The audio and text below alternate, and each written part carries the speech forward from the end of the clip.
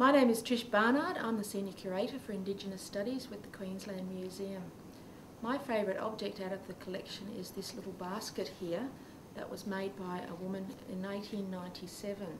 Her name was Kalmakuta and she was from the Joondoburri people of the Bribie Island Pumice-Stone Passage area.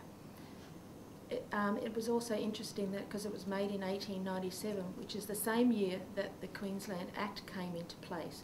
The Act is formally known as the Aboriginals Protection and Restriction of the Sale of Opium Act, and that governed Aboriginal people's lives right up until about 1970.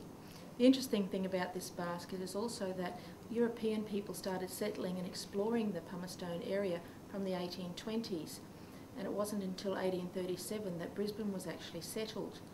So up around that point, it's interesting to note that throughout museum collections, very little was actually collected from this region. So that makes this basket very unique indeed. Another really interesting thing about this particular basket is this diagonal stitching on the front. This is a coiled technique used to make this basket, but this diagonal stitching is unique to this region in southeast Queensland. It's not seen in any other bags or baskets made throughout Queensland or Australia. So that's why this makes this a very rare example of fibre-work from that time. Very little was actually collected by Europeans since the occupation of this region, and very little is actually found in other collections. So this makes this basket quite special. Now the other interesting thing is Kalmakuta actually married a European who was an oyster fisherman at near Bribie Island, and his name was Fred Turner. So she adopted the English name of Alma and was known as Mrs. Alma Turner, but her language name remained Kalmakuta.